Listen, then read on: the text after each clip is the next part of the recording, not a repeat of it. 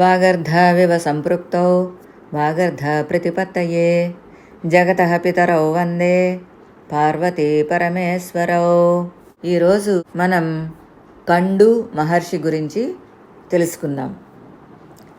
ధర్మేణ రాజ్యం లభతే మనుష్యః స్వర్గంచ ధర్మేణ నరః ప్రయాతి ఆయుశ్చ కీర్తించ తపః ప్రతిష్టాం ధర్మేణ మోక్షం లభతే మనుష్యః. మనుష్యునికి ధర్మం వల్ల రాజ్యము లభిస్తుంది, స్వర్గప్రాప్తి కలుగుతుంది. ఆయువు, కీర్తి, తపస్సు, ప్రతిష్టలతో పాటు మనుష్యునికి మోక్షం కూడా ధర్మం వలననే కలుగుతుంది అని ఈ శ్లోకం యొక్క అర్థం.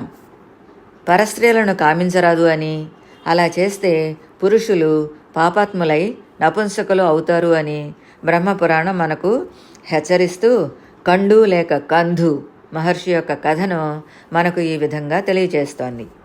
పూర్వం గోమతీ నదీ తీరంలో కండువు అనే మహర్షి ఉండేవాడు. అతడు సత్యవాది, ఇంద్రియ నిగ్రహం కలవాడు, వేదాంగాల్లో నిష్ణాతుడు. అది పురుషోత్తమ క్షేత్రం అని పిలువబడే ఇప్పటి పూరీ క్షేత్రం. ఈ ప్రదేశము ఏకాంతమైన మనోహరమైన ప్రదేశం. ఆయన ఆశ్రమం అందు యమ నియమాదులతో మౌనముగా తపమాచరిస్తూ ఉండేవాడు. గ్రీష్మ ఋతువులో పంచాగ్ని మధ్యమమున, వర్షాకాలములో ఆవరణము లేని ప్రదేశమున, శీతాకాలములో చల్లని నీటి మధ్యలో ఉండి కఠినమైన తపస్సు చేసేవాడు. ఆయన తపస్సు యొక్క వేడికి భూమి, అంతరిక్షము, స్వర్గము కూడా ఉడికెత్తిపోయాయి.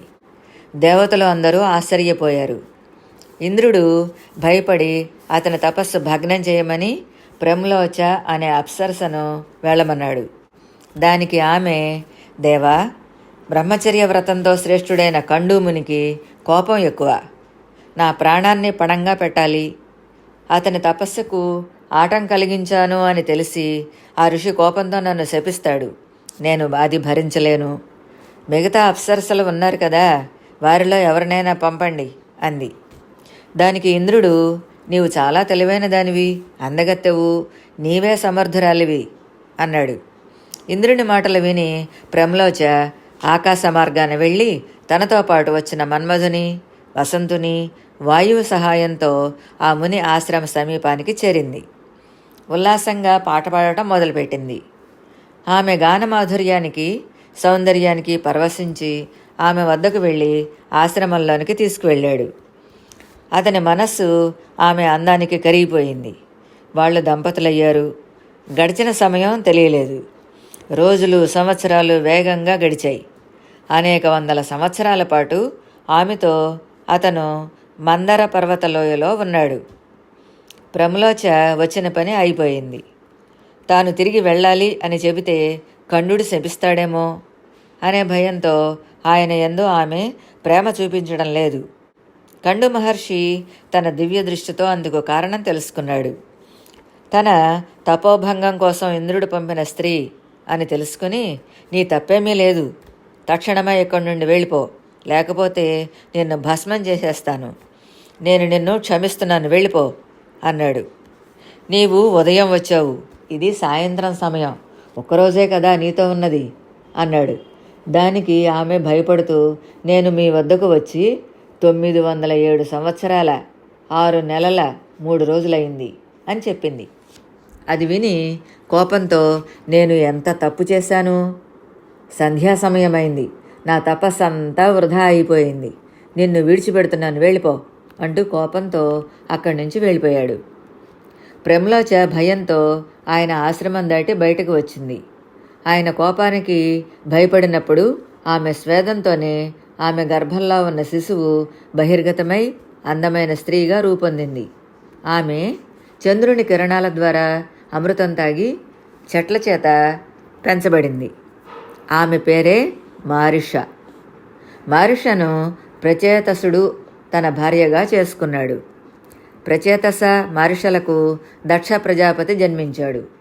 ఈ విషయాలు మనకు విష్ణు పురాణం ద్వారాగా తెలుస్తున్నాయి. కండు మహర్షికి ఒక కుమారుడు ఉండేవాడు. అతడు 16 సంవత్సరాల వయస్సులో అడవిలోని అగ్నిలో కాలి చనిపోయాడు. దానితో ఆగ్రహం చెంది ఆ అడవంతా ఎడారిగా అయ్యేటట్టుగా శపించాడు. ఎక్కడా నీరు లేని స్థానాన్ని హనుమంతుడు తన పరివారంతో కలిసి చూశాడు అని రామాయణం కిష్కింధాకాండలో ఉంది. శ్రీరాముడు యుద్ధానంతరం అయోధ్యకు వచ్చాక శ్రీరామ దర్శనం కోసం వచ్చిన అగస్త్య, వాల్మీకి ఋషులతో పాటు ఈ కండు మహర్షి కూడా దక్షిణం నుంచి వచ్చాడు అని ఉత్తర రామాయణం వల్ల తెలుస్తోంది. పురుషోత్తమ క్షేత్రంలో గోమతీ తీరంలో భృగు మహర్షి మొదలైన వారు తపస్సు చేసిన స్థానానికి వెళ్ళాడు.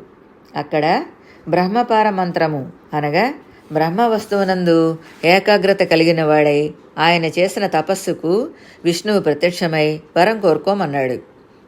కండుముని విష్ణుమూర్తిని స్తోత్రం చేశాడు. సంసార సాగరం నుంచి నన్ను అనుగ్రహించు, మోక్షం ప్రసాదించు అని అడిగాడు.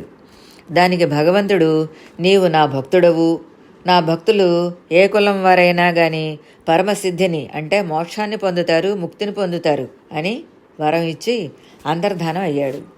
కండుముని ఆనందము పొంది నిష్కాముడై స్వస్థచిత్తుడై ఇంద్రియములను నిగ్రహించి నిర్గుణుడు శాంతుడు అయిన పురుషోత్తముని ధ్యానించి దుర్లభమైన పరమపదమును పొందాడు.